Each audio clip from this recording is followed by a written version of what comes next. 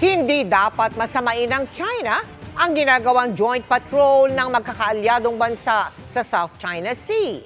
Yan ang nilinaw ng Amerika bago ang Trilateral Leaders Summit kasama ang Pilipinas at Japan. Live pa rin mula sa Washington, D.C. Nakatutok si Maris Umali. Maris? Mel, pasado alas 6:30 na ng umaga ngayon dito sa Washington, D.C. sa Amerika at sa loob lamang ng ilang oras ay gaganapin na po ang makasaysayan at napakahalagang Trilateral Leaders Summit sa pagitan ng pinakamatataas na leader ng Pilipinas, Japan at Amerika rito sa White House na nakikita niyo po sa aking likuran. Sa gitna po ito ng tumitinding tensyon sa West Philippine Sea. Mag-aalas 8 kagabi oras dito sa Washington, D.C. nang lumapag ang eroplanong lulan si Pangulong Ferdinand Bongbong Marcos Jr. sa Joint Base Andrews Airport sa Maryland. Sinalubong siya ng mga opisyal ng Embahada ng Pilipinas at Amerika. Ang pagdalo ng Pangulo sa makasaysayang trilateral meeting, bahagi raw ng mga paraan para masolusyonan ang problema sa West Philippine Sea. Sa gitna ng mga mas mapangahas na kilos ng China, bagay na ikinababahala rin daw ng Amerika. All of these things that we're doing is precisely in that direction.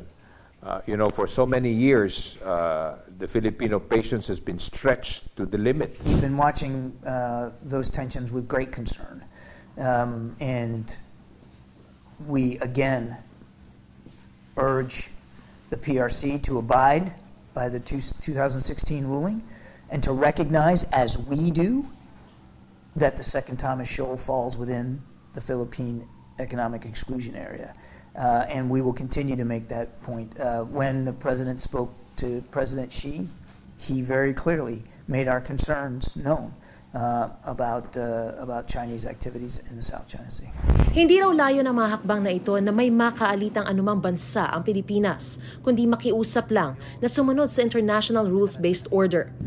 Wala rin daw dapat masamain ang China sa pagsama-sama ng mga magkakaalyadong bansa para magsagawa ng mga joint patrol gaya ng ginawa ng Pilipinas, Amerika, Japan at Australia noong isang linggo. There's no reason to overreact to this.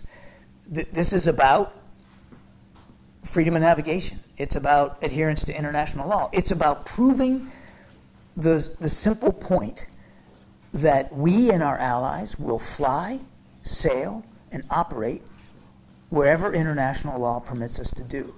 And it does in the South China Sea. Bukod sa issue ng West Philippine Sea, pagsusulong sa mas matatag na economic cooperation sa tatlong bansa ang layo ng pulong. Ayon kay Romualdez, inaasahan makalilikom ng $100 bilyon na investment ang ating bansa sa Trilateral Summit na ito. Mel, bago ang Trilateral Summit ay magkakaroon pa ng bilateral meeting ang ating mga kalihim ng Department of Foreign Affairs at Department of Trade and Industry sa kanilang mga counterpart kung saan inaasahang may mga kasunduan pang malalagdaan. At yan ang pinakasariwang balita mula rito sa White House sa Washington, D.C. sa Amerika para sa GMA Integrated News. Ako po si Maris Umali, nakatutok, 24 oras. Mel? Maraming salamat sa iyo, Maris Umali.